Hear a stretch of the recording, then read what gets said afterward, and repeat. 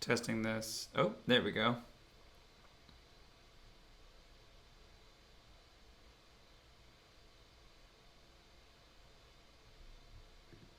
Hey, everybody. Okay, that's better. That was being very weird. Let me see if I still have my chat out. I do. Okay, cool.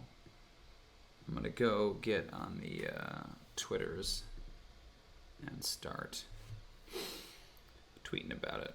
Oh crap! Of course I need that link. Shit.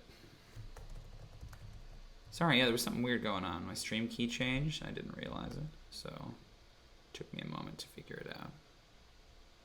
Now I got a tweet that we're live. I'm sorry, it's probably kind of noisy with the fan running. I apologize for that. Let me know if it gets to be unbearable, and I will see what we can do. Hey, what's up, Jose? Thanks for coming, man. Just getting everything set up. This will take a second. How you doing?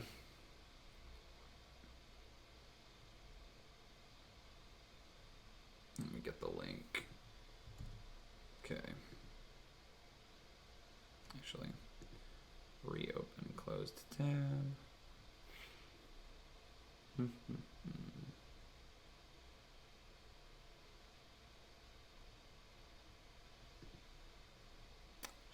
Share. Here we go.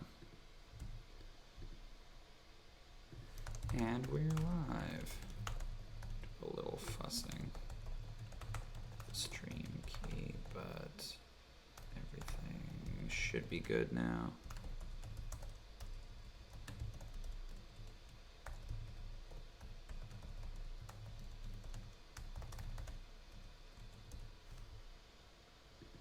Cool. All right. What is going on? How you doing, Jose? Just about getting home. Are you working today, dude? Okay, so for those of you just joining us, we are working on some... Oh, yeah, I'd love to see those. We're going to talk about cities today, so that'll be perfect.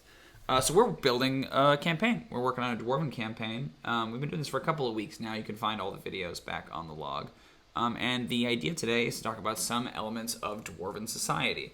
The overview, if you're just tuning in, we are talking about an ancient Dwarven kingdom that has recently collapsed, and then kind of the campaign is about building the kingdom back up. We've talked about a Dwarven religion. We've talked about the pantheon. We've talked about the societal structure. We've talked about the government. We've talked about Dwarven vices and virtues.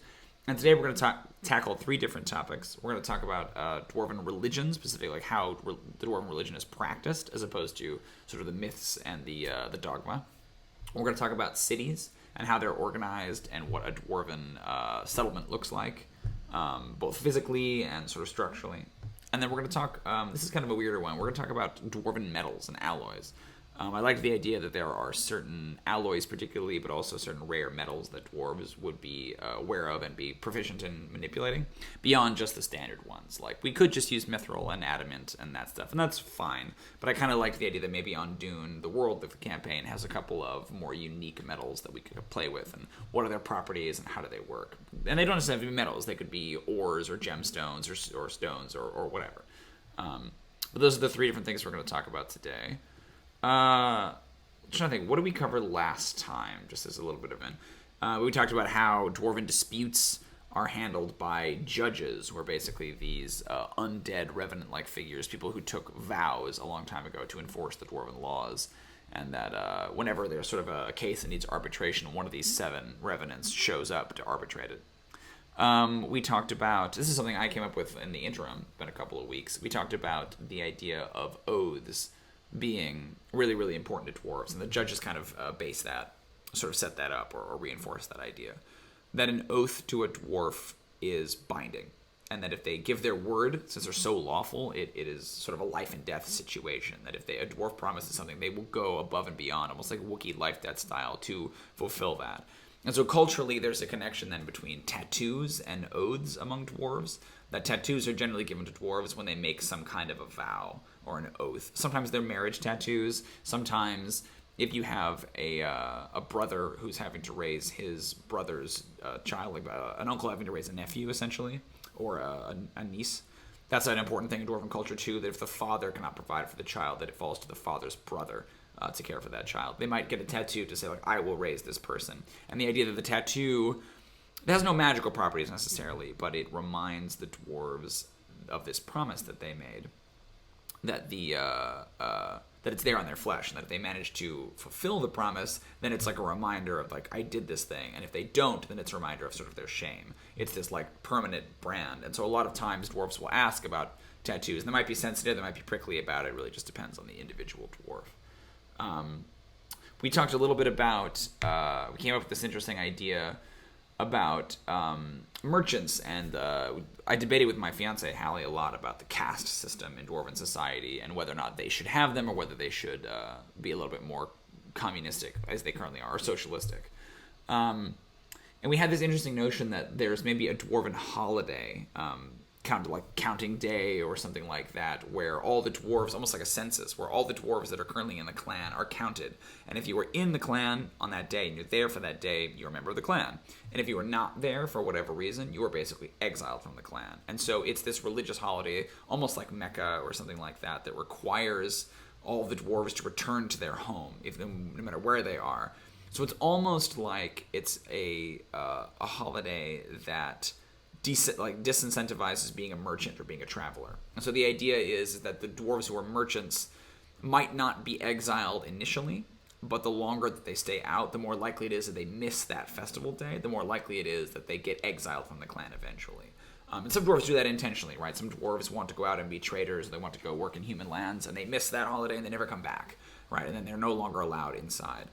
But we like that tension of like a weird law and a weird rule that felt punishing to the dwarves, but they enforced it anyway.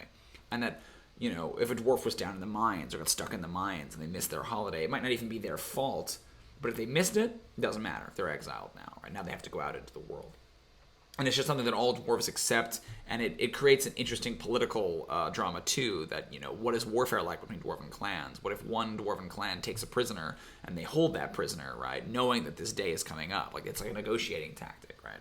So I liked the idea that there are a few laws in Dwarven society that are really restrictive and are not very permissible, but the dwarves keep them up anyway because they're people of law, and it's like written down in the ancient texts. Hey, what's up, Alan? Thanks for coming. Yeah, we were just talking about stuff we covered last week and in the 2 weeks we've been off. So what do you guys think? What is the most interesting of these three topics? We can talk about Dwarven religion, as far as what the religion looks like, how is it organized, how is it practiced. We can talk about Dwarven cities, what do they look like, how are they designed, how are they defended, what makes a Dwarven city unique to a human, elven, or orcish one. And then we want to talk about these rare metals. What are some special alloys and metals and gemstones that dwarves are aware of and dwarves know how to work with, but other people don't? Things outside of mithril or adamant, which are definitely cool, but I'm not necessarily that interested in... I don't know, like, we could definitely use them, but they feel a little bit easy. I kind of like the idea of coming up with some unique Ondunian metals that we can talk about. Jose says, you have to let them a loophole to return. Maybe next time the census every 10 years. That maybe they can return, right, if they're back, if they're counted that year. But there's no way to get back in, right? That once they leave, how do they return? Because the doors are closed, then they're no longer permitted. They're not a member of the clan. They're not permitted inside.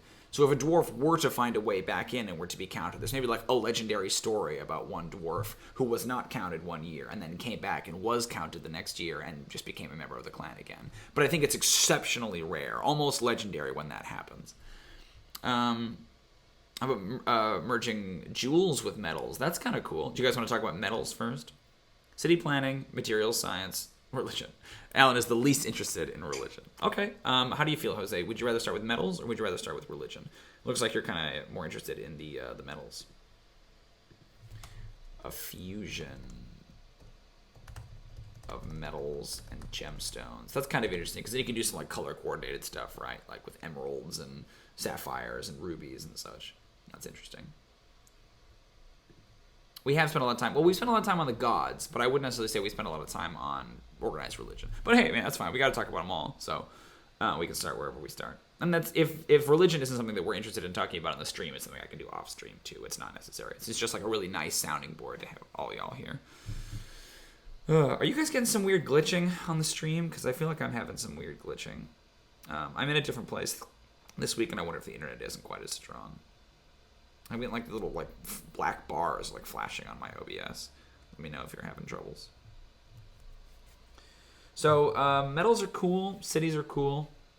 If Jose doesn't care, yeah.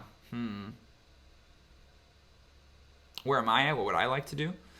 I like the cities. I think cities are neat. I'm interested in metals too, but just because nobody wants to talk about religion.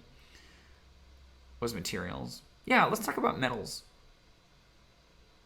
Because I feel like that'll be pretty easy. Did I misspell fusion? Yeah, that's like Fushion. Fusion. Fusion of metals and gemstones. So if you want to elaborate on that idea, Jose, I'm down with that. Oh, my physical location. Oh, I'm still in the library. I'm just in a different one, a different part of it. I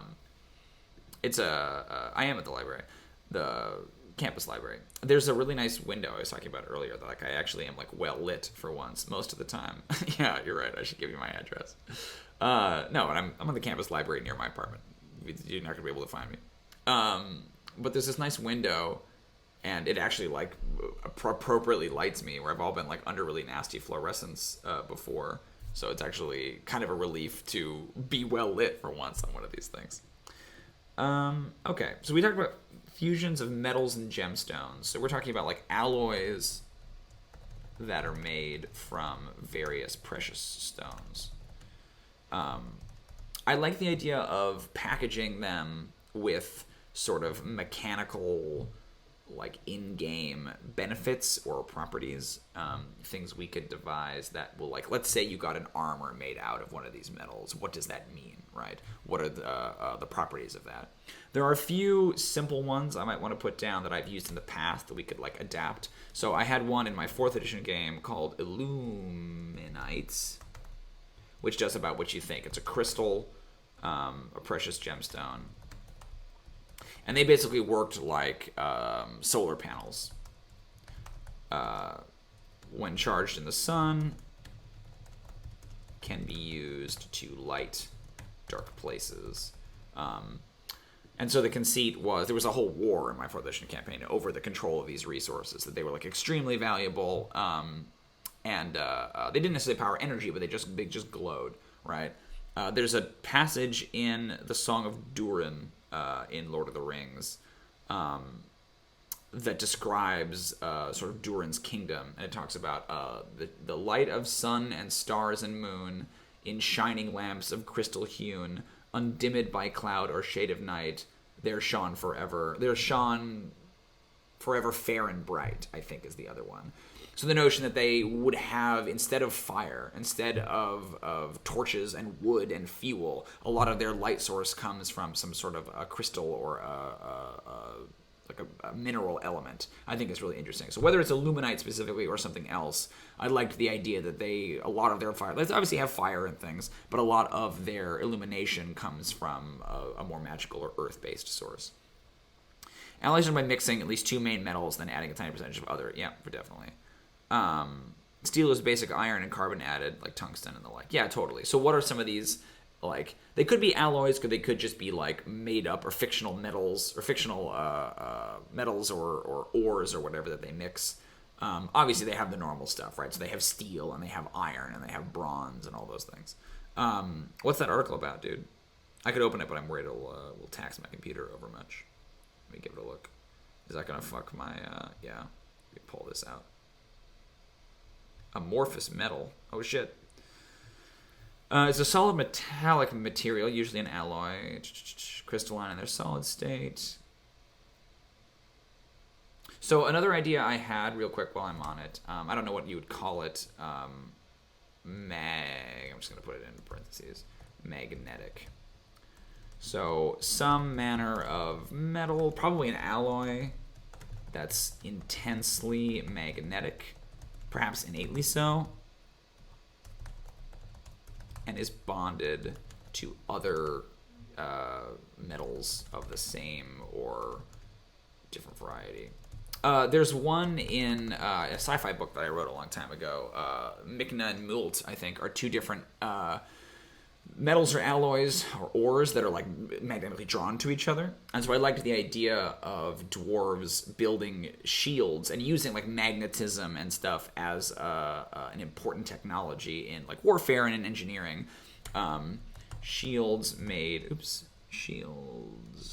made from magnetic material that interlock and are virtually impossible to separate.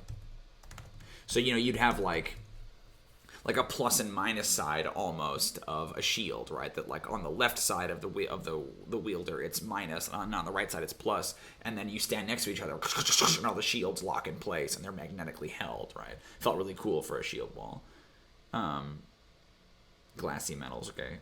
Game of Thrones mixed metal with obsidian, so let's go weirder. Obsidian is cool. It's because it's volcanic glass, right? What are our base ones? Yeah, so we have iron ore.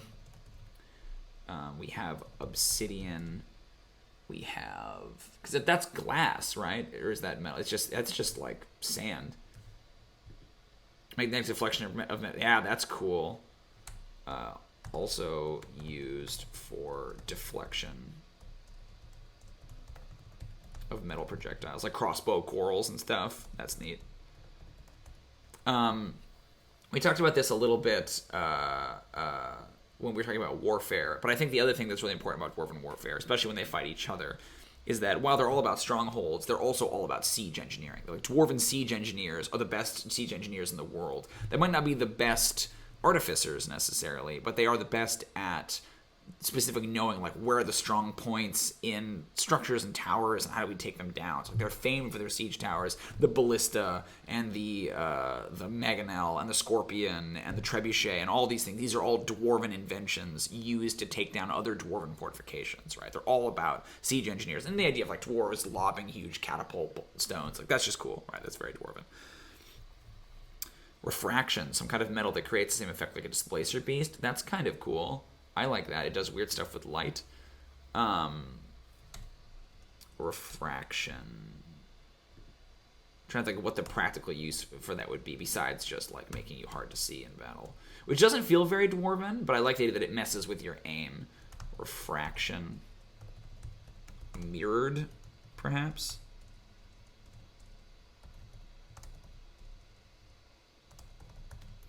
Produces a displacer beast like effect. So I could see someone having like a for cloaking potentially that feels very undwarven, you know, like not that they couldn't come up with it, but it feels very like sneaking around and being stealthy is like a how do I always misspell everything? Mirrored with 2 R's. It feels very like drow or elven more than it feels dwarven to have cloaking. Like it's cool. You could definitely make it work, but because I could see it having the opposite effect, the refraction thing, that it's mirrored. That like it creates, it's very difficult to like see them, but it also like draws attention. Right, that like it's difficult to like target them because they're this sort of like glossy, shimmering thing, but it also is bright and draws focus. That it like a lot of these metals could have benefits and drawbacks, and you're sort of trying to debate like, well, in this circumstance, it's better to use this metal because we're not trying to be stealthy, but in this circumstance, we really want it to be stealthy. If they war with the drow, some kind of measure to that would be cool. They don't war with the drow, alas, but they do war with a lot of like. Underdark type creatures, so like troglodytes are a big thing. Some crystal used in scrutiny, that's really cool. Scrutinizing crystals. God, how do I not spell anything? Scrutiny. I'm just put scrutiny crystal. Scrutiny, yeah. There's a missing R. Scrutiny. Best used for magnifying and stuff. Better than glass, better resolution, common in dwarven spyglasses and stuff, telescopes. Maybe it's even like really good like magically for divination, like focuses and wands and things that are made with this crystal. Anti-grav alloys. That's interesting. Huh. Like levitating? Yeah, levitating stone. Because then you can get like cool, like those earth moat things, those like islands that float. That's pretty cool. I feel like it has to be pretty rare, right? Because I feel like it could be really, really useful, especially if it's like little bits of it are used to carry loads and things, right? Invented, what's a carbon nanotube? That sounds a little sci-fi. A carbon nanotube. It also sounds like weird William Gibson-y porn. Like, show me your carbon nanotube. It's like that's a word for a penis in cyberpunk. I love the crystal used in scrutiny. Levitating stone used for carrying heavy loads. I mean, you could have a thing where it's like it levitates. I mean, that could be magnetic too, theoretically, because magnets are so powerful. But that where it like levitates a little bit off the ground. Like this kind of stone just floats naturally, but it only floats like 5 or 6 inches. And so the advantage of it is that means you can like push, like sleds made out of that stuff will just float on the surface. Oh, this is another thing I wanted to do, and this could maybe be magnetic as well. It feels like magnetism is a big deal for them. But I wanted to have there be, and this is another topic for another day, like what are the sort of dwarven wonders of the world? What are like the huge architectural things they've designed that are really crazy and badass? But I wanted there to be essentially like a metro train. Like, it wouldn't look like a metro train really in any way that we would recognize it, but it's sort of dwarven made, and it like zips around underground, and it's like fast travel between the dwarven steads or to particular locations that are really important. And that could maybe use this technology where it hovers rather than connecting with the stone and sliding, right? If it's only a couple of inches off the ground rather than being able to fly, right? It could like zip along without being scraping. They created transparent aluminum. The transparent metal could be for windows. Oh, that's kind of cool. Is that what a carbon nanotube is? Is transparent aluminum? Transparent stone. That might even be like used for windows. That might even just be like a spell cast onto regular stone that makes it because I could even see doing it. It's like one way. So you might have a mountainside that has like a gorgeous window, but looked at from the outside, they're like tinted, right? It just looks like a mountainside, but from the inside you can see out, right? That like they're specifically magically treated. It could be a metal, but it could also just be a way that they, like the clerics or the druids or whoever who mess with a stone, can like make them look. That way you get these beautiful like sunrises and stuff that leak into the dwarven mountain halls, but then no one can see in, right? Carbon nanotubes. What are they? Tell me about a carbon nanotube. Now I must know. What are some other ones they might use? These are all cool for like engineering and building. Like, what about weapons and armor? So we have magnetism. We have like the refraction thing, which again could be stealth. It could also be deflection and messing with mirror images kind of a thing. Yeah, exactly. They would have some kind of a train that would let them zip around. So I'm in this room that's a little bit too big for me, and I'm like tucked into the side because there was like a good little table and I liked the backdrop. But no one from the door can see that's anyone in here, so we may get people coming in trying to use the room, and I'll have to be polite to them. But fair warning. Carbon nanotubes are like a honeycomb of super hard material, but because there's so much air in the lattice, oh, okay, yeah. It's probably a little advanced for their technology level, but I definitely think you could have. I mean, that's basically the fantasy or the sci-fi version of Mithril, right? That like it's super super lightweight, but still very protective. They would need something like that. The question is, do you just use Mithril? Mithril. Do you use adamant? Sorry, I'm like a moron when it comes to metal and stuff. That's funny. You guys both jumped onto it. Do they use adamant? Do they use mithril? Because, I mean, they're both there. It seems weird not to use them. But they also both seem like super metals. Like, why, I like the more practical applications of some of these ones.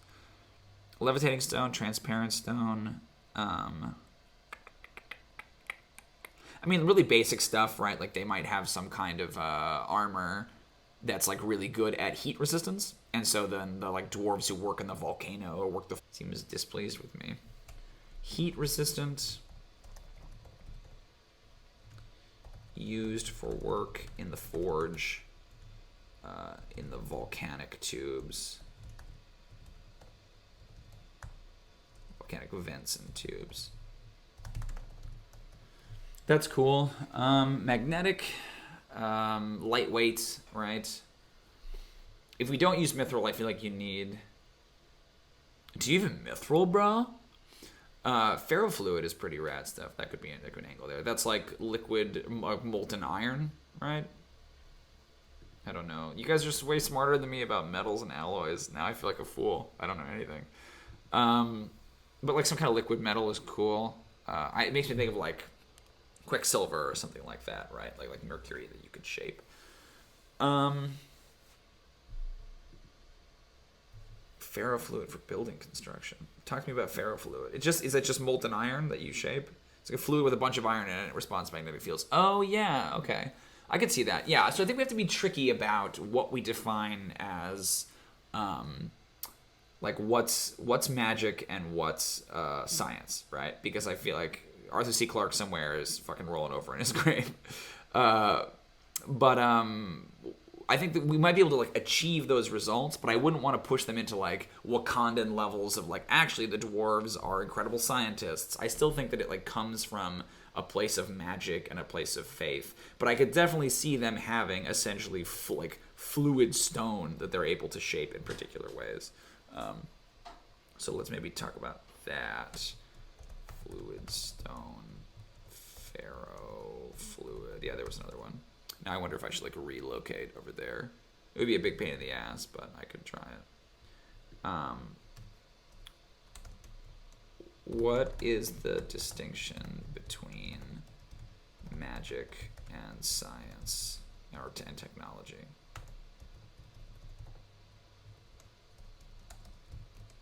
None, screams Arthur C. Clarke.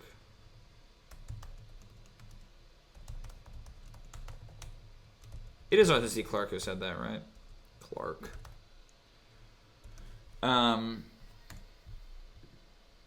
Yeah, that's cool. Heat resistant could go from like molten glass, fully glowing, to swim or work submerged in magma. That's pretty cool. Maybe it's like... I feel like if you do that, if you have sort of like heat resistant stuff that lets them swim in magma, it has to be like an old style diving suit. It has to be like huge and cumbersome and like difficult for them to move around in, right? Heat resistant. Make a diving suit out of magma. I mean, that's not really how magma works, right? Because it's not actually like liquid. It's rock.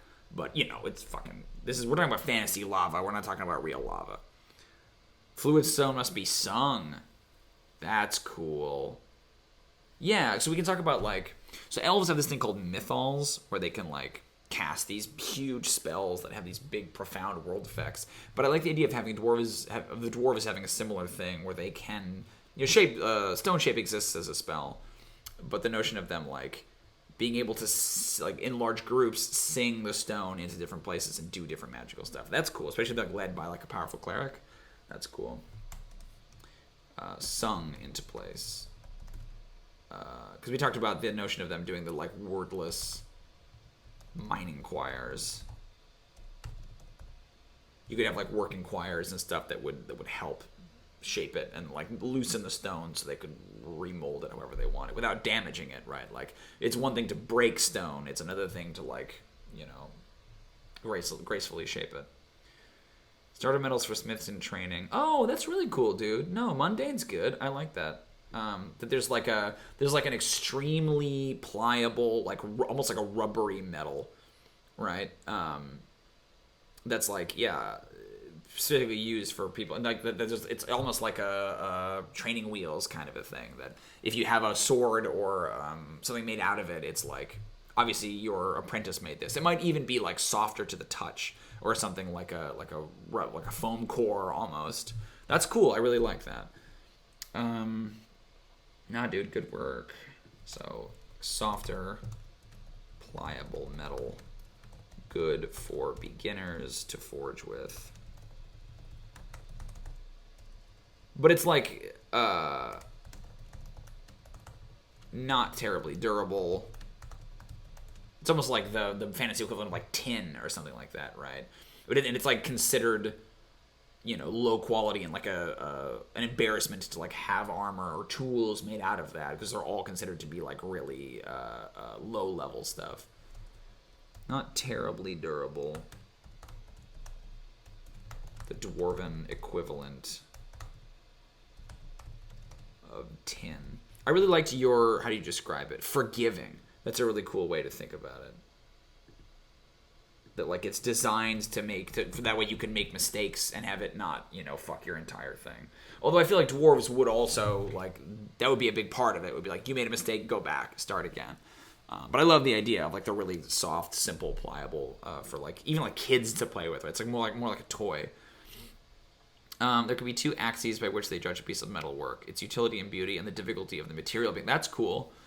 I think it was Michelangelo's sculptures that were made out of the super unforgiving marble, and he was celebrated for that as much as, yeah, that's awesome. I really love that. So like they get more cred for the less like for the more impractical the material, right? Like if they were to shape something out of like pure ruby, that's his masterwork. Whereas ordinary stone is fine, but it's a little bit boring. Yeah, they're singing it up. That's cool. I like that. Again, you want a mixture. I feel like it's rare and difficult to do that. That like when they have to do something really like immaculate or ridiculous in proportion, they can bring in these choirs. But I feel like most of the time you're still using picks and hammers and stuff, like average mundane dwarves. Maybe that's something only the great clans have access to, or you have to be a cleric of a sufficiently high level to do it. Like I don't think it's super common in dwarven society, but I think they are capable of it, right? Cool. I love that, Alan. That's really cool. Dwarven equivalent of tin. What else do we need? That feels like a lot. But again, I want to try to think of like PC facing stuff. Like what are some metals that they can get weapons and armor made out of that will like reward them? Well, they're not quite magic items, but they give you little extra properties, right? So, that's why the heat resistance one jumps out to me, because it's like you can immediately see like a PC's application for that.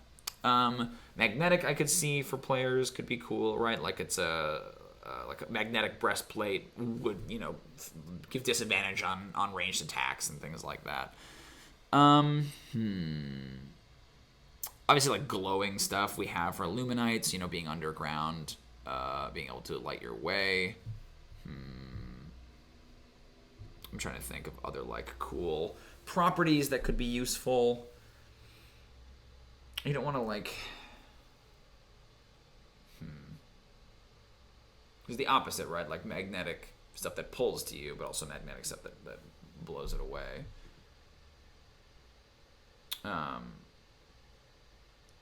Foraging? Is that what you mean, or forging, Alan? Yeah, I mean, definitely the heat resistance would be good for forging. While you're down there, right? Maybe they get like big metal gauntlets that are made out of it so you don't burn your hands. Yeah, cool. And that's a lot of metals. I'm trying to think of like 2 or 3 more maybe, just to like really round out the list. Levitating stone is cool. What else do we have? Transparent. Mithril animus. Like really lightweight. That like they don't wear leather, but they do wear like an extremely light form. Like dwarven light armor is still metal, but it's like it's a particular kind of metal, or particular like species of metal, like an alloy, a really light alloy, which you could do mithril. But the whole point with mithril in Lord of the Rings is it's like the rarest. I mean, maybe that's the joke, is that mithril's like relatively, who cares, right? That mithril's low level. Mithril was a big deal in the First Age, and now we're like mithril's out of fashion. That's kind of interesting. Is mithril not a big deal? Supercooling metal, it creates water from the air. Oh, wow. Yeah, that's really a sci-fi. Kind of cool, though. Kind of metal that could change weapon type with the same damage dice. So you could sing some word or flip some switch, and your greatsword becomes... Oh, huh. So it's... I mean, that's almost like that amorphous... I could see that being part of the Pharaoh fluid, right? That's cool. Weapons that can change on command. God, that's really cool. Can you imagine... Maybe sung... Like, so the dwarven fucking phalanx, right? The shields are out and they have the spears, and they like take the the charge of the orcs or whatever, and then like pull back and they hoorah and turn them into fucking axes. Like that's so cool. That's really cool. Yeah, but I like that it would change the damage type. Yeah, that's cool. That's definitely a kind of like a PC item I can see a player getting, right? Is this axe that you can put into like 3 or 4 different shapes depending on what words. And it could even be a thing where like you get a sword or an axe made, or a spear made out of it, and then the thing becomes learning the new command phrases for it, right? So you might know how to sing the word that turns the spear into an axe, but then later you learn, oh, you can actually turn it into a sword, or you can turn it into a different thing, right? Like, yeah, commander sings the word, and they all go at once. Like, that's so cool. The super cooling metal can even freeze momentarily, making freeze damage, but only after being swung. So it's super cold. Yeah, I mean, it's almost like a dry ice metal. That's neat. Extremely cold metal. Like dry ice. Like constantly smoking. Constantly sort of misting. Produces moisture. This is another really mundane one, but like metals or charms even that prevent rust, right? That they're like super dwarven metal never rusts. It's just like a thing that they've learned how to do, right? That they can put it in it. It's like a tiny little bit of other chemical that they put into every single thing they make, and therefore it never, ever, ever, ever, ever rusts. It just doesn't happen. Even, you know, it can sit in like the dampest, wettest place for the longest time. Oh, how do they feel about rust? Maybe that was like a response to rust monsters or something like that, or it's like made out of like rust monster extract or something. Made in response to rust monsters. Made from rust monsters.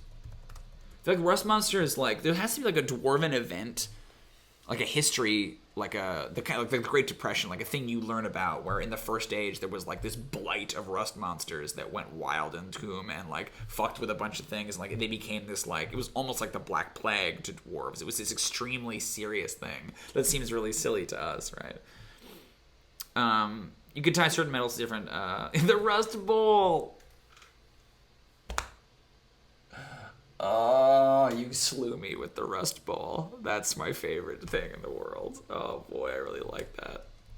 The Rust Bowl. A calamity in Dwarven history where rust monsters infested. So yeah, it's like a polio shot now. Now it's like a thing you put into every metal that you use, so that way it can't rust. Like they learned their lesson. From the rust monsters. But then the question is, like, then if you use rust monsters in the campaign, like, are everyone's weapons and armor just immune to it, you know? Oh, that's basic metallurgy? Come on. I thought, really? I feel like most metals in the world rust, you know, like tins and stuff like that. Like, I'm not saying that we haven't figured out how to do it. You're a metallurgist, probably. I'm not. But, like, I think that's like the shittiest, crappiest dwarven metal never rusts, right? That's what I'm saying. Yeah, it's a trade-off. Rust monsters infested the kingdom, and now they stainless steel. I see, doesn't hold an edge as well. But I think dwarves have figured it out, right? That like dwarves have figured out a way to do it. Your basic gelatinous cube. And now they have an alloy or a chemical they can add to all their metals to prevent them from rusting. And they think about rust. Rust is treated as an ailment now cured. Right, they think about it like polio or like the plague, where it's like a thing that they got rid of. It's not around anymore. Things don't rust anymore, right? Like that was back then. And like humans are gross because like they still have rust. Like they treat it like a disease. That's so good. You know, like those disgusting humans. They're probably all rusted. They think it's like a thing you could catch. Maybe that's funny. Is alchemy a thing? Can they transmaterialize something forged out of bronze into an object made of... Oh, they definitely probably... is that cheating? I think that's cheating. I think the Earth made it the way that it is, and so to transmute it, yeah, that feels very cheaty. That feels So what's weird about on Dune is that like I've like compartmentalized the gnomes a little bit, and they're the ones that kind of come up with all these crazy things, and then humans like take their inventions and like use them to destroy the world. So gnomes invented gunpowder for fireworks for the like gnomish 4th of July, and then humans took it like, oh my god, military application, and like fought these great wars. And the gnomes grow pipeweed, and the gnomes grow psychotropic mushrooms, and then now there's like a horrible drug trade out of the sort of gnomish canton.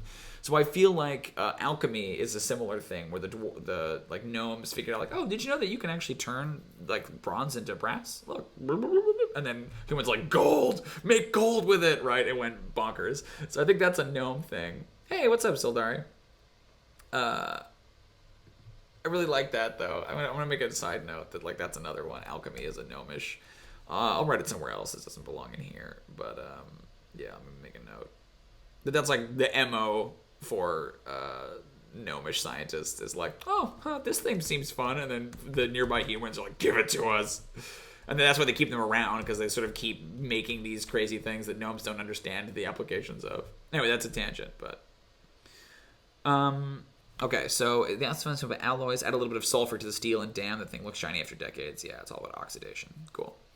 Gnomes invented alchemy, transmuting, and like old school alchemy, right? Like transmuting metals into metals. But the dwarves would see that as sacrilege. It's a side point. Side note. Dwarves see alchemy, the transmutation of metal into other metal, as essentially sacrilege, like is as at best cheating and at worst sacrilege. I mean, like to them it's like printing money. God, how do you spell sacrilege? Oh damn it. There's like a moment between when the red squigglies come up where you think maybe you spelled it right, and then it just crushes your dreams. How do you spell sacrilege, guys? Sacrilege. I got it. Sacrilege. That, the earth made the amount of metals that the earth made, and you can make alloys and stuff out of them, but to change one into another, that's sacrilege, right? Thank you, Sildari. Cool. What else do we got? Scrutiny crystals, refraction, levitating, transparent. I like the notion that Mithril's not a big deal anymore. Sakmebua. Oh, I don't know what Sakmebua means. Bleu? I don't know how to speak French. If my fiance were here, I could ask her. I actually don't know. I task you to find out. So we discussed the idea that Mithril is around, but is boring and commonplace and like not a big deal anymore. I'm debating having the King's clan be called the True Silver Clan. Oh my cheese! Is that really what it means? Sausage Bridge. Having the King's clan be the True Silvers, right, which is the like translation of what Mithril means. That like they found it and that was their metal and they were a big deal, but then eventually Mithril kind of fell out of favor. It's like still used, but it's like really common and boring, which I think is interesting. What about adamant? So adamant is used a lot in fantasy. I don't know if it has any actual, if it does have a real world application, or real world like comparison. I don't think it does, right? Adamant, because like adamantium is brought up all the time. It's a legendary rock or mineral to which many often contradictory properties were attributed, formerly associated with diamond or lodestone. Ooh, lodestone. Lodestones are interesting. It's like magnetite. Often able to be used as a magnet. Yeah, I was going to say, like, it needs to have some kind of property. So adamant can't be shaped. Maybe that's cool. I was gonna say, it's it's like unbreakable. You can't pick it. Yeah, I mean, maybe those two things are true. Then you can't chip it, right? And you can't shape it with magic. Like it's the way that it is. And so sometimes you will get like maybe it's like super fucking rare, right? And it's seen as this like it's called like Godstone or whatever. It's seen as this like blessing by the gods. Like we found some adamant, and so it will oftentimes be like displayed like unshaped. you know, because it can't be just like this raw hunk. You can cut it out of the stone, but then they just like put it in the center of their hall. Like, look at this adamant we found. Yeah, that's cool. Adamant. That's so good, Alan. You're killing it right now. Can't be shaped. Be fractured or ground down. I wonder if because it's adamant, it can't be fractured either. Or fractured. Makes critical hit damage be normal damage. Yeah, that's what it does in the games. That's kind of cool. Adamant can't be shaped or fractured. I might even say, yeah, that you can't adamantite. So is that... Because I like the idea... Maybe it's not adamant, but I like the idea of there being some kind of stone that they can't work at all, or they haven't learned the secret to how to work it. And so they revere it, right? It's this, like, unconquerable thing. I think adamant works because we know what it means, and it does have sort of those connotations. That would mean there would be no adamantine armor, right, or anything like that, because it can't be worked at all. But I think that's really cool narratively. Can't be shaped or fractured. When found is simply displayed as a sign of the god's favor, right? That you found it. Extremely valuable. Arguably the most valuable metal. Or is it stone? Metal? What is it? Mineral? The dwarves know about. Even though, like, again, like, practically it doesn't have any meaning. It's like a status symbol to have it. You find mithril armor. Make a dex save. You take damage. Yeah, I think that's cool. I like that a lot. And that feels like a centerpiece one. Like, this is a super important... Like, mithril's cheap and common. Who cares? But adamant is, like, a big fucking deal to them. I like that. It feels very, like, referencing Tolkien, but not falling back onto Tolkien. That feels pretty good to me. Are there other ones? I'm trying to think of, like, a couple that are, like, really overtly magical. You know? Like, with the flying one, with the floating one, we have the heat stuff, we have the magnetic stuff, we have adamant. Adamant exists in the strata and the rocks. Sometimes you can find a plate of it, but you have to decide what the primitive shape can be made into. Yeah, exactly. But, like, sometimes you get flakes, you know, and then you could have them, like, there's a... Alan, I know you've read the Scott Lynch books, right? But it makes me think of elder glass, right? Which is this, like, rare, weird glass that they find all over that world. And usually it's in, like, structures, but sometimes it's just, like, reefs of it or heaps of it or whatever. And there's at least one character I can think of who has, like, almost like scale mail of these, like, little shards of it. So I can see there being, like, really crude versions. Like, maybe somebody found, like, an almost perfect, like, sort of flake of it that you could strap onto a shield, right? And they're carry it around like a shield. And it's, like, a big fucking deal. It's the inverse of how dwarves normally think about turning it. Yeah, that's cool. When used, which is rarely, quite rarely, the dwarves have to reverse engineer it. Sometimes small flakes can be made into jewelry or weapon or shields, etc. Like, sometimes I think you do get, like, a big, like, nugget, like a huge, like, I like the idea of, like, at least one of these dwarven steads, or, like, halls or whatever, their, like, centerpiece is, like, a 12-foot tall, just ugly lump of adamant, right? And it's like, look at how fucking badass we are, this thing we pulled out of the earth. We found this on our lands, you know, the gods favor us, kind of a thing. Cool, I'm good with all that stuff. We can always come back if we have more metal ideas. You guys want to jump into maybe cities and talk about cities next? That was the other thing we were discussing. I'm going to plug in my computer, but I'm going to stay right here. So obvious stuff with cities. You know, we got they're underground, hollowed mountains, things like that. So the volcanoes. Etc. Is it volcanoes with an E? Blinking metal is forged in 13 anvils. Once hit with a hammer while hot, it blinks into the next. Oh my gosh. That's like a mind fuck, Jose. So it's like teleportation. The metal jumps around.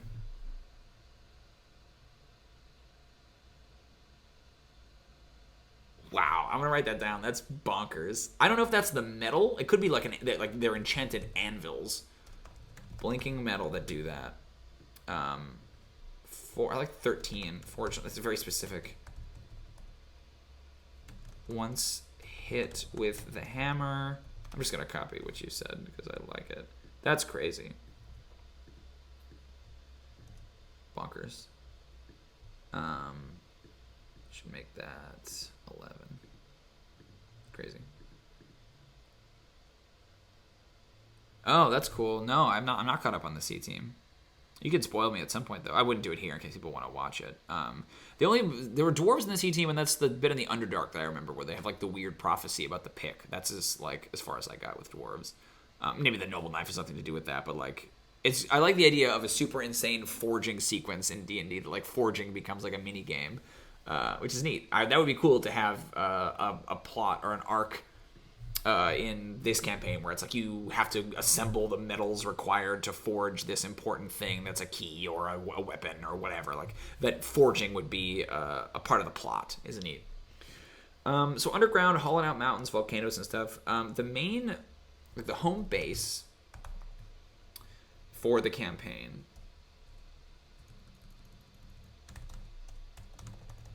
is a hollow mountain.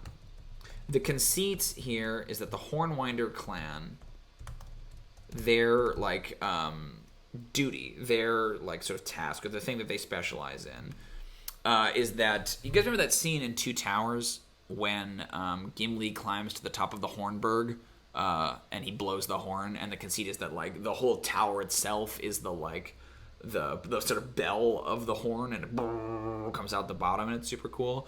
Well, I had that idea basically, but then transposing it onto an entire mountain. So these dwarves have hollowed out the lion's share of this giant mountain, and then they have these like fluting bells that come out all around it, and that when you blow into the horn, it like resonates the whole mountain, and it's meant to be this like big magical warning sign thing. And so the campaign begins, like the precursor event is that Harada, the queen, or the would-be queen, like works her way into her family's old halls and climbs up the mountain, blows the horn. And it hasn't been blown for hundreds of years, and that summons all the dwarves back. So it's stuff like that, so the city itself, their like home is this small fort inside this giant hollowed out mountain that's got this like staircase that goes all the way up, and then at the peak is the where it's connected to it. So it's stuff like that. Like I like them being like bigger and larger than life, and that each one of these clans or cities has like a thing, like a shtick that they're kind of like tied to. That's the thing that they have welded their clan onto. Okay, so cities. Reading the novelizations of Mist, I read this thing about the civilization living in a cave. So they don't fear weather or anything that can fall. They had no reason to create ceilings and roofs. Oh, that's kind of cool. A city the dwarves dug too greedily upward from. So it's a sinkhole, basically. There's a big window in the sky, on the sky, and the roof in it. Oh, that's kind of cool. Hollow. I used to blow horn real quick. I used to blow warning horn. I love the notion that they don't fear weather. No roofs. So, Alan, your idea is that like the dwarves dug down and then dug back up and ended up like opening up a hole, and so it's like all visible from the. It's such an embarrassment. That's kind of cool. A city where the dwarves accidentally dug open the ceiling and exposed their city. Perhaps abandoned, as it was deemed unsafe or embarrassing. Okay, so I want to talk about this weather idea. So dwarves, I mean, God, that's fascinating. So I still think that they would have like, because wouldn't sound travel out? Like, I mean, I definitely think there's maybe like a dwarven city where there's no roofs because they're not worried about that. I mean, there's also like the idea of like warrens and stuff, right? Where like its natural ceilings. But the notion of like being able to look down from a high point in the city and see inside all the individual houses is kind of neat, you know, because like why would they have a roof? It has a very surveillance state, or like what's that prison where like the panopticon or whatever, where you can see inside of every cell all at the same time. Is kind of neat. Like that creates an interesting, like, you know, essentially they don't need roofs because they're underground, but like what is the message being sent by, like, again, I can see you having like a guard post or like a tower in the center of the city, and then they can look from there into everyone's house, you know. You're underground, you care a great deal about the weather, precipitation at least. Really? You're talking about like dripping from the ceiling? I don't see how you would care about, like, you wouldn't care about winds, and you wouldn't care about rain. Yeah, please. Let me jump on the Discord real quick. Get well, sure, but I'm saying they're, like, deep underground, right? And also, like, them getting flooded would be a problem from a different angle. That they've, like, made a lot of other mistakes at the point at which they get flooded. But you're right. I mean, I don't think that all dwarven houses have no roofs, but the idea of at least exploring that notion, like, what is the purpose of a roof? And if you have a cavern roof, why do you need one, right? I'm jumping on the Discord, so I apologize if they're... These are cool. If you guys want to hop in the Discord, Jose has some cool images. Missed. Oh man, the pixelation. That's great. Yeah, it's kind of neat.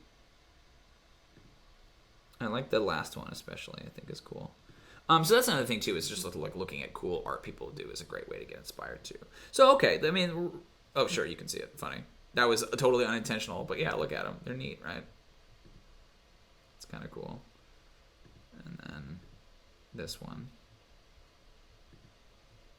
Can't really see it very well with my framing, but go check it out. It's cool. No roofs. So they can definitely get dripped on and stuff. Underground lakes. Yeah, I wanted to have one city, essentially be a port, like constructed next to an underground sea that dominates the center of Coom, right? And they do trade across it and stuff like that. Yeah, underground lakes are definitely real. In my Moon Crash game, there was an old dwarven city that the characters visited when they were in the Underdark. They would obviously been conquered by Koatoa and was like super eldritch and scary. But they had a thing, and I might transpose this over because it was neat. It's not super scientifically sound, but I had the notion that I think copper is lighter than like copper floats. Like there's some kinds of metal alloys that float. And so the idea that they had like ships made out of copper, little boats and things that they would sail on to get around on the sea. It was either copper or bronze or something like that. I had done just enough research to like get it wrong, but that either they have copper or they have some kind of an alloy that's like buoyant, and then they could like use that's how they get around. They don't build the ships out of wood; they build them out of this like buoyant alloy, or they could use the floating one that we talked about earlier too. But definitely underground lakes are a big thing. But like structurally speaking, so I had this idea too when I was talking to my fiance about trade and like how they interact with the outside world. I think that dwarves have sort of like a public facing entrance to their cities that actually does not connect to the city. So again, imagine that if it's like a mountain, right? They live inside the mountain, that the actual door might be like over here. But they would build sort of like a fake door that looks like it might lead into the city, and that would have like the faces, and it would have the big doors, and they would conduct all their business there. So merchants would come up the way, up the road, and the dwarves would hear about it, and they would send people into the sort of trade gate ready to receive them. And it's like clear, it's almost like a loading dock, right? There's nothing there. You can't go from there and get connected into the city. But they would do the trade there, and then once the caravan leaves, they would take the stuff and move it down actually into the city. The notion that wherever the actual entrance is, the dwarves don't tell anyone about it. It's secretive, right? They might have great works and sort of like, I imagine like Mount Rushmore style giant carvings and things to indicate like this is a dwarven city. but they don't. I feel like they don't have front gates most of the time that are like super visible. They might have watchtowers, they might have like things you could assault in war, but the actual entrance to the Dwarven settlement is always secretive, right? It's that classic line from Lord of the Rings. Like, dwarf doors are invisible when closed. Oh yeah, did you find it? Does it actually mean oh my cheese? Oh, it's a minced form of Sacre Dieu. That's what I thought too, right? Like, but when like seeing it spelt out, yeah, obviously being profane is related to the third commandment. Yeah, of course, I get it. Underground lakes are cool. So like trade gates, where caravans and things do their business, unrelated to the actual entrance to the city. Though, like, dwarves wouldn't give that information out. They wouldn't make that public, right? No, that's good. I'm happy to know. Other ideas. So there's one image I saw that I thought was cool. I've been doing a little bit of research into this just because it's, I mean, obviously why I'm doing research into it.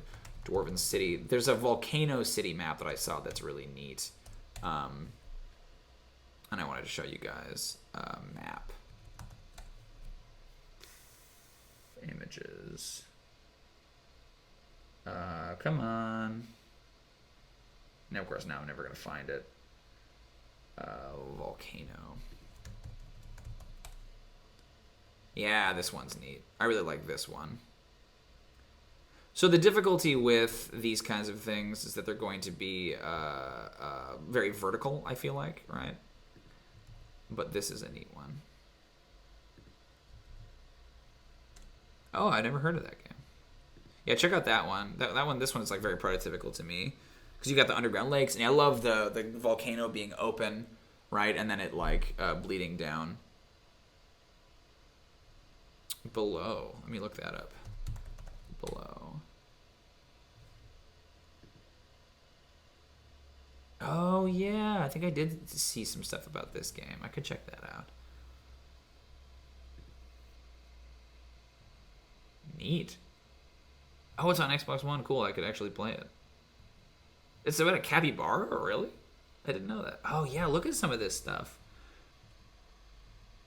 Yeah, that's cool. I'll check that out. Faux show.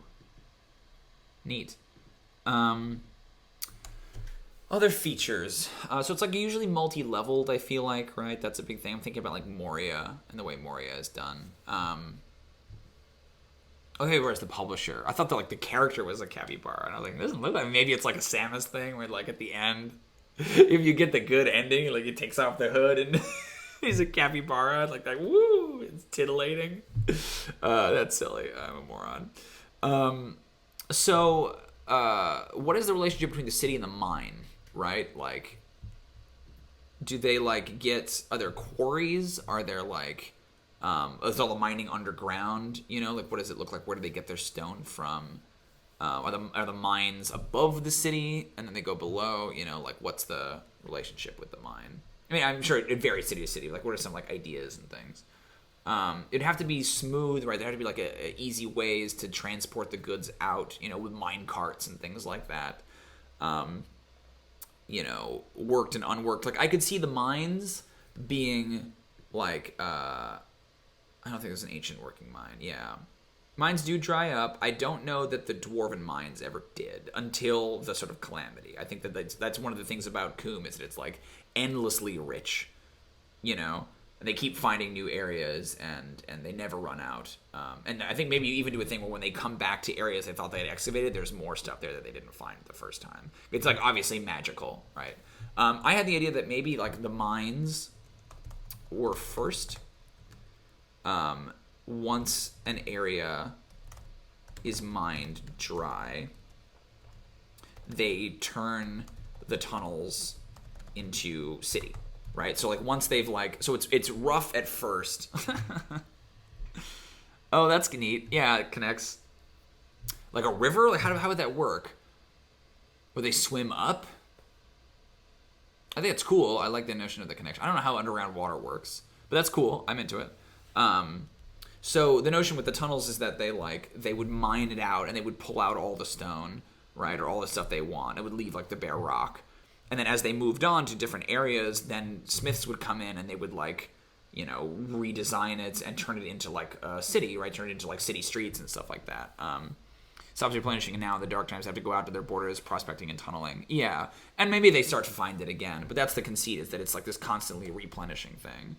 Mines constantly replenish, meant to be a sign of Ignon's favor.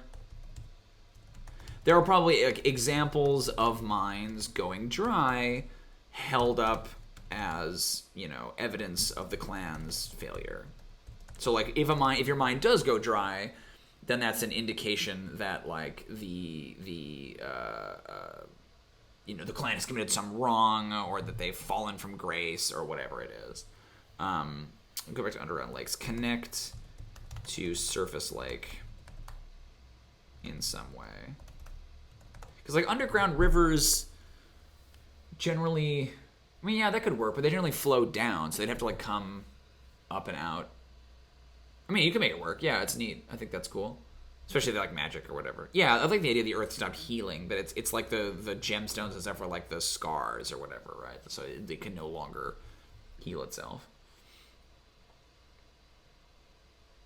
Yeah, that's neat.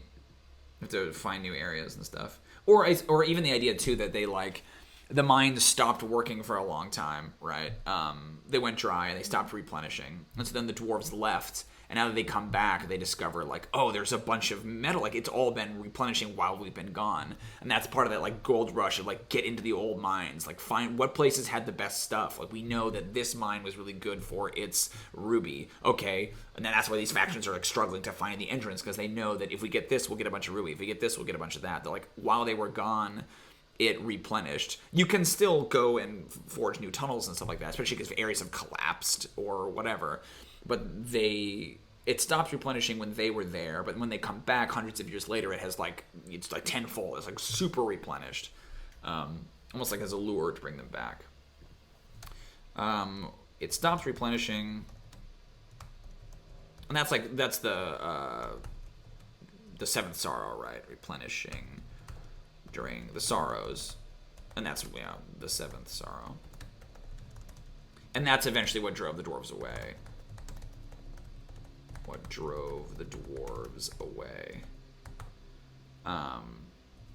When they return, they discover it's still been replenishing, at least for a while. And is richer than ever. Cool. I like that. Forced, in some cases, to make new tunnels, prospect new areas. So I think quarries are interesting, right? They'd have to get their stone from somewhere. But quarries tend to be above ground, right? Like mines are underground and quarries are above. So do they have great dwarven quarries? Maybe they have like a quarry. I feel like because a quarry feels like you're damaging the earth, right, in a way that a mine doesn't. I mean, it is. They're the same, but like a quarry is like very evident. You know, you can look at a quarry and like look at all of the damage that has been done to this mountainside. Does the population of dwarves grow over time, or is their birth-death rate about even? I don't know. That's a good question. So I talked about the clans thing with Hallie a little bit, my fiance, about it a little bit. So the way we talk about the clans is that, so you have the 7 great clans, and you have like each one of those has 7 smaller clans. And over the years, those clans have swapped sides, or they've dissolved, or they've started new ones, or whatever it is. So like it's not exactly 49, but it's like some number thereof. Like again, think the great houses and the banner houses in Game of Thrones. But what ends up happening is that the great clans sort of impoverish the lower clans over time. That it's like a rich get richer situation, basically through marriage pacts. So these great clans will be keeping their eyes out on the lower clans, and they will occasionally extend offers of marriage to the lower clans. And like, oh, they have a great stone carver. We want that stone carver. We're going to pull that in. So a lot of times, dwarves from the smaller clans will end up marrying into the bigger clans, and that makes the smaller clans smaller and smaller and weaker, and eventually they dry up or they go extinct. like all the power flows to the great clans, and those are essentially the cities, the metropolises. So again, kind of think about it as like the urbanization of America, right? That like the rural areas are kind of being slowly starved of resources by these urban areas that are drawing a lot of people and influence, and like all the best artists go towards the bigger clans and all the best carvers and stuff. And their birth rate, I think, is relatively low. I think that like it's considered weird or improper for dwarves to have more than like 3 kids, and they're generally spaced out over the course of their life, so it's rarely like they will have multiple kids at one time. It has happened. It's not uncommon, especially like twins and stuff like that. So I think their birth rate is relatively low compared to humans, considering how long they live and stuff. But they do live a long time, so that might affect their birth-death rate. As far as their death rate goes, I don't really know. They're not like orcs or anything like that, where they're kind of throwing themselves into battle all the time. I mean, they certainly don't shy away from fights, but they're generally, sedentary. I don't know where this would fall, but can there be a hall that's been sealed from everyone left forgotten, but it's chiseled in the walls are really precise prophecies? Yeah, that's cool. I like that. There are a couple places that are kind of sealed away. Oh, that's interesting. So they like find it, and then they discover like, oh, someone had predicted all of this. That's interesting. Let me go put it down here. That's neat. Oh, cool. No worries, dude. See you later, bud. Thanks for coming and chatting. Yeah, I'm probably going to go for maybe another half an hour. I didn't get any food, so I'm like super hungry. But I want to finish up this city stuff. So let me come down to dungeon ideas. Prophecy. A dungeon or compound sealed away. Sealed away, but filled with carvings that eerily predict the events that will happen. One thing we could do with that, Jose. Oh, wow. Thanks, buddy. I appreciate it, Sildari. Made by Ignon. It's a thing I did in my 4th edition campaign where, similarly, the dwarven god in that was a god of the earth. Was male, though, in that case, Gad. And was sort of that same sort of deistic idea that, like, they created the earth and they had perfectly anticipated everything that was going to happen, and, like, all the metal and all the things that they found were exactly where they needed them to be at exactly the right time. So sort of Sherlockian, like, cosmic foresight. So it could be that maybe some dwarves chiseled it that were, like, great seers, but it could also be that it's just, like, a cavern that Ignon left that predicted how everything would happen, and that maybe the dwarves sealed it away because they thought that was like sort of undesirable knowledge, right? Maybe they saw all these terrible things and that we can't tell anyone about this because it will ruin whatever. They saw the 7 sorrows and they sealed it away, and that's part of the secret. It's like, why was it sealed away? Who sealed it away? Sealed away by dwarves who believed ignorance to be bliss, or who were challenged, like if the ancient True Silvers saw that the True Silvers would eventually sort of drive the kingdom to ruin, maybe they didn't want anyone to see that. Maybe they defaced it, just something like that. Maybe it was found by ancient True Silvers who, reading the signs, saw that their house would bring ruin, and so locked the place away forever. That's neat. Cool. I like that. We're talking cities, baby. So underground stuff, right? Different warrens and tunnels and things. I like the idea of like a vertical city. Put it in here. Vertical city. That it's, super deep. It's like deeper than any other city. And it keeps winding down. Maybe there's one staircase that's dominant, and it winds deeper and deeper and deeper into the earth. That like it's this big spiral staircase that just constantly goes down, and then in between, I think in Moria there's a place called the Endless Stair, but that goes up. So staircases go both directions, but that like the deeper you go, right, they have like different little like. It's like a little pocket of city, and then staircase to another level, and a little pocket of city, and staircase to another level, and pocket of little city. I think it's kind of neat. Cool, yeah, sweet, Jose. Again, it's just an idea. If you want a different thought on there, I was just like, I'm trying to put it in the context of like my my world. Cool. Vertical city is neat. Mines are first. Underground lakes are cool. Crystals are neat. Lit by crystals. Very little. Oh no, but they also lit by crystals. Some fires, but few because of smoke. Oh, that's an interesting idea. Smoke. The forges would need to smith and would thus raise a lot of smoke and would thus raise a great deal of smoke. Where does that smoke go? I mean, obviously vents, right? But is it visible to the outside world? Like, do they have chimneys and things, right? Yeah, but I feel like they're mostly lit by crystals and things rather than sort of the more traditional torches. Crystals are good. We also talked about the transparent stone. Stone that functions like windows and allows natural light to fill certain halls. Again, rare, like a specialty piece. Like, I mean, I could even see it being in like one person's hall. That it's like, this is a great technology that I have developed. Like, this is my great wonder, is that I have made this entire mountainside, or even just like the wall in my room transparent. You can see the sunset. Oh, that's cool. A dwarven sport that's done by free climbing and rappelling. That's neat.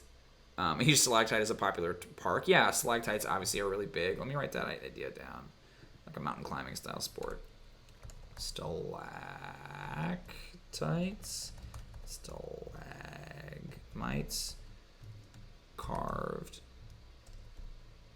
And shaped. Oh, what about... I'll get that there in a second. What about a city constructed... I think this is in... I know that there's at least a stalactite prison in Out of the Abyss, but what about like a chasm? That there's like a Marianas Trench style, like this huge deep depression underground, and there's a dwarven city that is constructed on the ceiling of that cavern. So it like drops away, and it's all on stalactites, right? And there's like bridges and things in between them. It's probably not a huge city, but it's like a little weird, like that's the only way to get across the chasm is to go through this dwarven city. So it's like the the twins or whatever in Game of Thrones, right? Like it controls this choke point. That's neat. Or an abyss on the ceiling between stalactites. A way station. Charging a toll.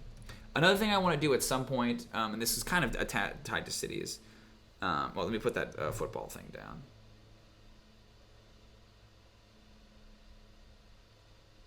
Under miscellaneous.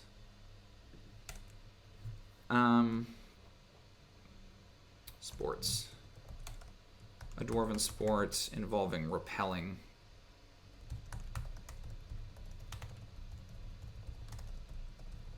Like something about starting at the top and whomever has the ball by the time they reach the ground wins. And something about like you can only descend a certain number of feet and then you have to switch to another rope or something like that and go down. And so like it's almost like a race, but it's also kind of a like you're jostling for who gets it. You're tossing it back and forth to keep it on your team as you go down this stalactite. That's cool. Often played on stalactites. One of the cities has a stadium where big championship matches are played. That's cool. And then obviously you have to have some kind of an encounter right there when the party is investigating the like ruins of it. You know, they have to be attacked by troglodytes or something as they're on there and using all the old equipment to like get around.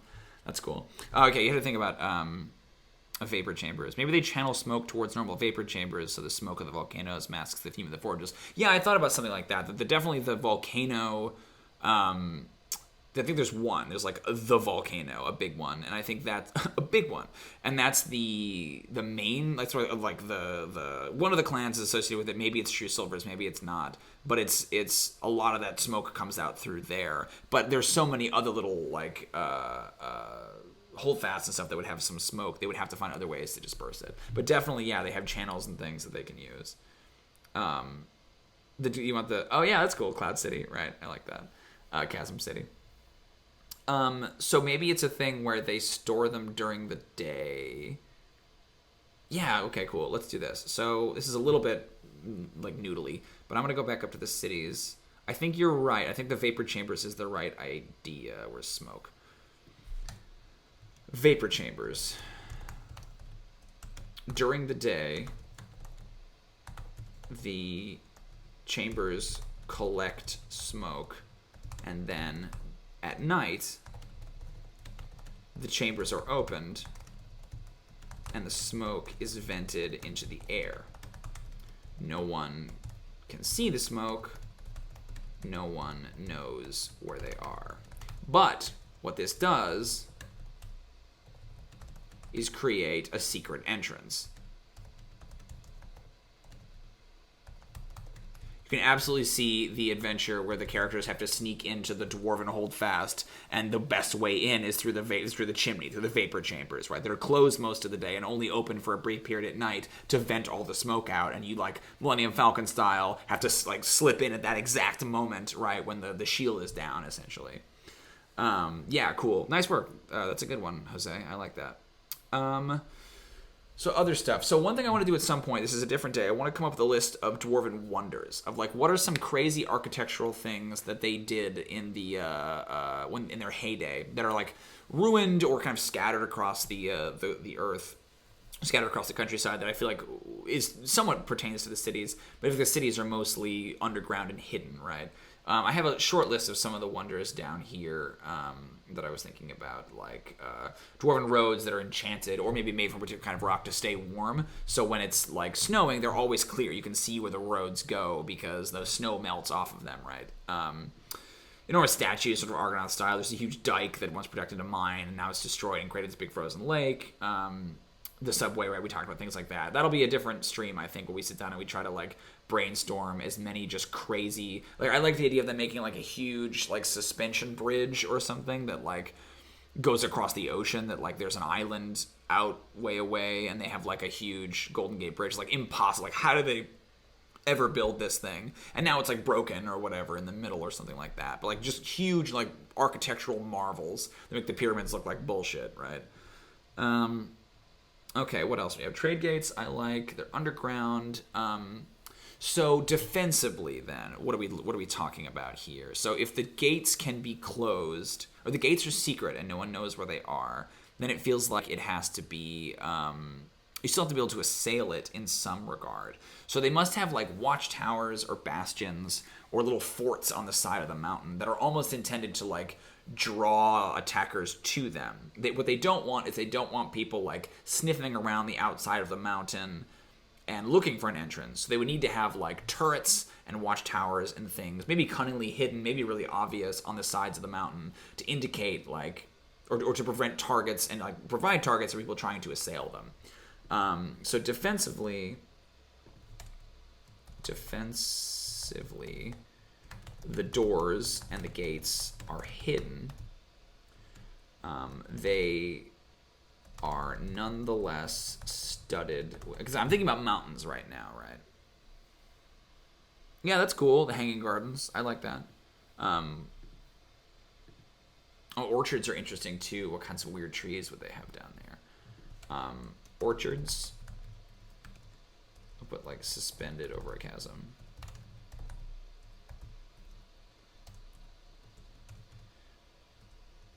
What manner of trees and vegetation would they grow? Mushrooms turns out to me, right? But that mushrooms, I think they could definitely have them. They feel a little gnomish to me. Dwarves feel like too hardy to eat something like a mushroom. But, you know, we're underground. Like, you could make it work.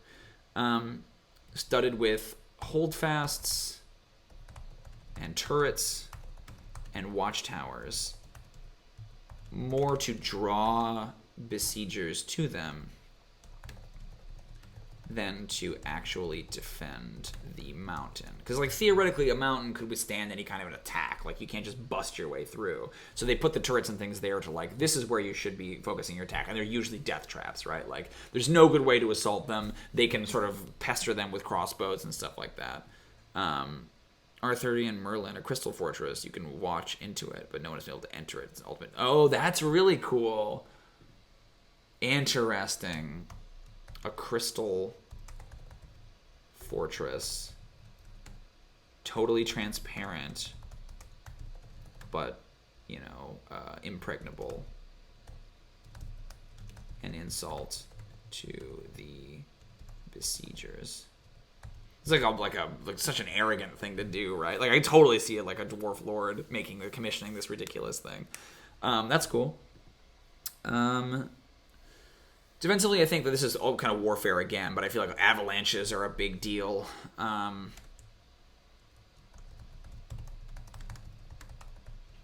Triggered to wipe out camps and things.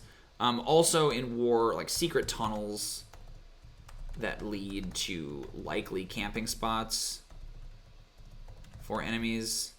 You know, that, like, they know the terrain around their mountain or their city or whatever, and so when a besieging army is, like, camped out, they know, like, they're probably going to be on this ridge or they're probably going to be on that ridge. They have a lot of secret tunnels they can, like, go and lead sorties into and raid and then disappear back into the tunnels, right? I think it's probably true of Dwarven patrols in general around their mountains and fortresses and stuff, is that they are not likely to ride out from a gate. There may not even be gates in some of these fortresses, but the way they get in and out are through secret tunnels inside of them. No gates on the turrets. No gates on the turrets or towers. Not meant to be entered from the outside. That's cool. I mean, obviously lots of statuary, and I feel like a lot of, you know, stuff where it's like two huge dwarven statues holding aloft a bridge. Like, it's a lot of unnecessary opulence in their architecture. Unnecessary grandeur and opulence. Oh, in the architecture. Constantly... you know, huge statues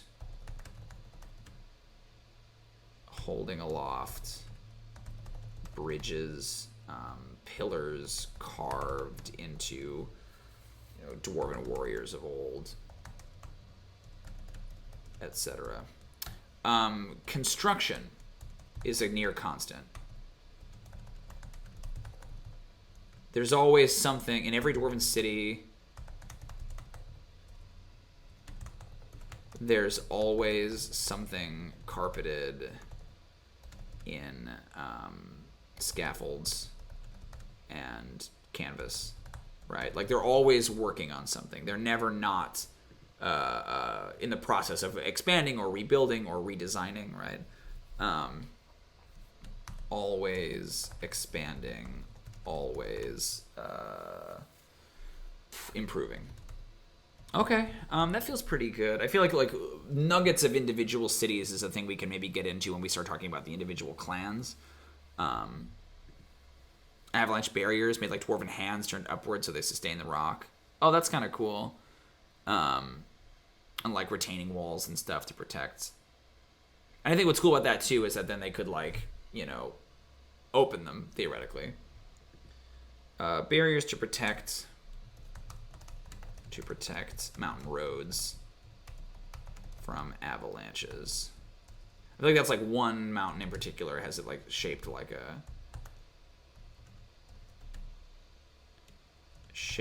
like stone hands intended to keep back avalanches. In wartime, they're opened and pour snow and rock down on unsuspecting enemies. I feel like they would even do a thing where like they could. Oh, it's kind of cool if it's like a bunch of them, right? Like that. That's neat. In war, I bet they would even, avalanche a bunch of passes. Like, cool, we'll cut off all the roads except the one road we want them to take in, and then send them up that way. That way we can ambush the shit out of them or do whatever. That all feels pretty good. I think you do. We can come back to this. I think we can talk about individual cities when we get to them too, right? We're going to have to design 7 different major clans and probably a handful of the smaller clans too. And so I want each one of those cities to feel unique in the way that it's designed, like in the way that Riverrun or Winterfell or Casterly Rock or whatever feels very unique, or the Eyrie is very unique in its design. I want the individual Dwarven cities and individual like clan holdfasts each kind of have their own like unique spin. We have about 10 minutes. I'm deciding whether we should talk about religion or not. How do y'all feel? Do we want to touch base on it? Do we want to be done for the night? How are we feeling? We've been going for about 2 hours, maybe a little bit less. Because my main questions with religion are like basically what does a Dwarven church look like, or what is a Dwarven church? The only thing we know about them so far is that they, in cases of sort of same-sex pairings, the church basically offers to be surrogate parents for people who can't bear their own children. I mean, it could be barren people too, right? Whatever. But they offer to be surrogates, and then the conceit is that like if they're done that way, then they're kind of like raised in the faith. But I don't know if there's such an emphasis on divine magic in their culture rather than arcane magic. It feels like the church has to be some kind of an institution or some kind of an organization. But conversely, you could have like, rather than having people sort of enforcing church mandates, like everyone could just be extremely pious, right? Like you could just have a very, very pious society, and there are clerics and things kind of just scattered throughout because the dwarves are more pious than, say, the elves are or humans are. So I don't know. Organized churches feel tough to me here because they feel very human, and they feel very fickle. And like I'm just like imagining Catholicism and stuff in the sense of like the way that it got involved in politics in the Middle Ages, and that feels un-Dwarven to me. You could talk about religion. You could imagine them. What is a Dwarven church? So what are the two cases? So if you have one case where there's like no centralized religion, but everybody just kind of does, not their own thing, but everyone. No organized religion, but every dwarf is uncommonly pious and thinks often of the gods. They are ministers and priests to each other. Now and again, like clerics operate more or less independently, without any centralized authority.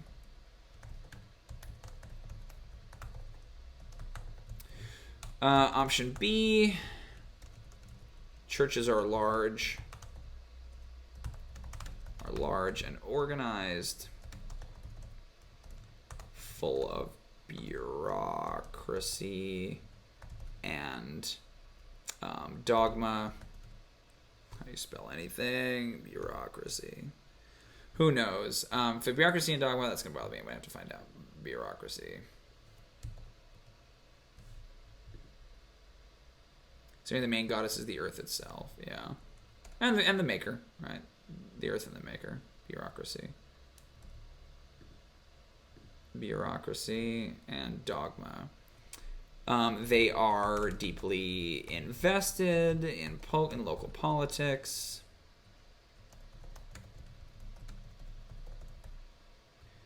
And have as much influence to wield as any clan.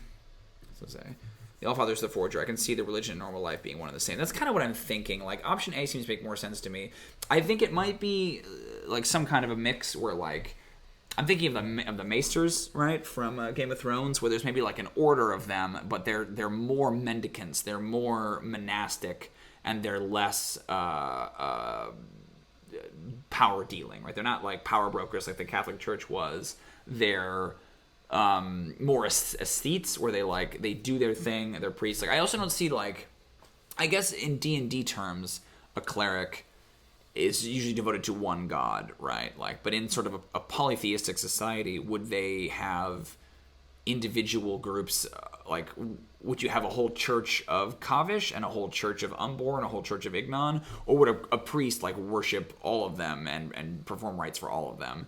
There's something like the judges, right? Like the judges are like a unit rather than a boy, the thing is glitching a lot. Are a unit. They're like 7 individuals rather than being an institution. So there might be something like that. At most, I could see some halls with a giant anvil and a floating anvil used as an altar. A floating hammer, maybe? Yeah. Yeah. I think that the faith has to have some place in their lives in a somewhat more organized way, but they are so steeped in tradition. Maybe that's part of it, that like there's not much distinction between like Dwarven tradition and Dwarven like religious practices, right? That there are certain holy days that you celebrate and you pray to the individual gods. But I could see there being sort of a Dwarven resistance to the idea of like an organized church, because if you think about the way dwarves like make things, right? They don't import goods. But they don't import finished goods, they import raw materials. So like a dwarf's relationship to the gods is sort of entirely at their choosing, you know? It's not something that anyone else would put on them. Dwarven relationships with their gods, personal. Their gods are personal and not to be dictated on high from someone in a fancy hat. But like, what is a cleric then in Dwarven society? You know, is a cleric like sort of a layman, like someone who's just decided like I will pray to the gods and get power? Like if everyone is sort of like holy on some level or has like a deeper connection to their faith, what distinguishes a cleric? Like how are they trained? Like what is a Dwarven priest look like? I mean, you could just have it be like another like soldiers are just sort of like a trade, right? Like if your father was a soldier, then he trains you to be a soldier, right? So is they up to. Oh, hey, Kenthor. Well, in a polytheistic occupation pantheon, I could see religion work as almost guilds, yeah. Maybe give each one of the great clans a chaplain of sorts. Not a lot of political power, but well respected. Yeah, that's kind of what I'm thinking. Thanks for coming and watching, Kenthor. I'm thinking like a Maester style relationship, right? That there's like that they advise. Maybe it's even like a group of 6 of them, because you can have like one devoted to each one of the gods, right? Like there's the chaplain of the earth, and there's the chaplain of creation, and there's the chaplain of, I guess, would there be a chaplain of thieves? Probably not.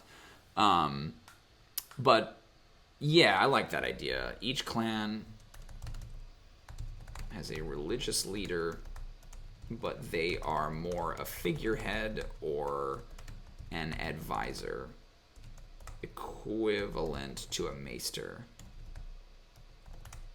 They are frequently ignored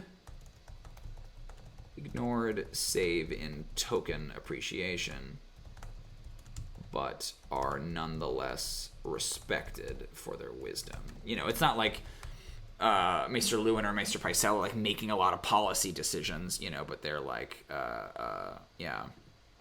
So the question is just like, what's the relationship between the different like, because again, the way D&D works, right, is these clerics you're devoted to one god in particular. I guess you're devoted to like domains, rather than individual gods, right?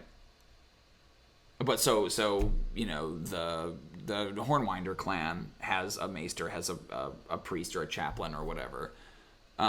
Is that chaplain? Does it vary house to house what god they're necessarily devoted to? Because, you know, I could see there being some gods, some chaplains that are devoted to Umbor, and some that are devoted to Kavish, and some that are devoted to Zamut, right? That like that might sort of dictate And how do you become that chaplain? You know, like what's that like?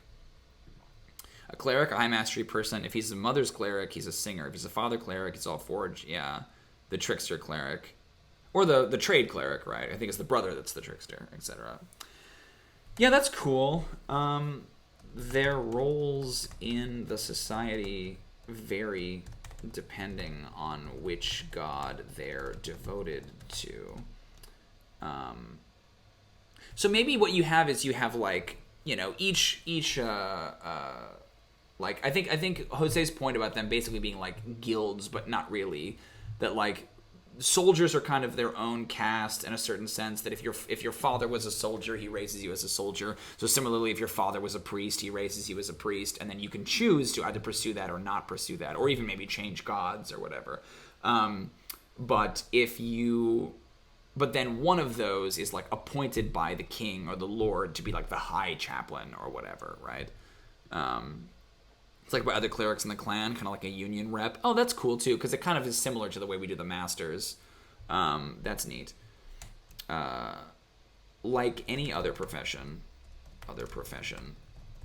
it's somewhat hereditary. A priest will raise their child in the priestly arts, but can be mastered by anyone else. The king appoints or is voted or works with, or yeah, like either the king appoints or the other priests vote for a chaplain, like a high chaplain, someone to represent them. Someone to represent them. House chaplains, they're 24/7 drunkards. They have all that knowledge of their... Oh, that's interesting. They're like particularly drunk. I also think dwarven clerics are strictly... What if it... Okay, wait a minute. Okay. I think that, like, if you become a cleric, you are outside the clan structure, right? I think in a way that, like, a maester or a member of the Night's Watch is. I think that if you become a cleric, then you can sort of travel in between the clans and no one cares, and there's, like, a sense of... They're supposed to be neutral, and they don't trade information, and they don't, you know, they're much more like wandering bards or something like that, you know, where they like go in between the different clans and perform various religious services, you know, like you might bring in a shaper cleric, like a cleric of the mother to help shape some stone. You might bring in a cleric of Umbor to help forge a particular thing. You might bring in Kavish if you're going to have a cleric of Kavish if you're going to have a feast. Or if you're having trade difficulties with the humans, you might bring in a cleric of Athod, the trade god, right? That it's like they travel around, and sometimes they'll stay in a city, they'll be based in a city, but like they're not tied to any individual clan. They like lose their clan names. They are devoted to the gods now. And they often find employment as wanderers or specialists called in to help with particular problems. You know, and sometimes you'll get like lords who will like have a favorite chaplain or whatever we end up calling them, and then they retain them for a long time, right? But it's almost more like having a patron or being a bard. Similar to being a bard or minstrel. Okay. Yeah.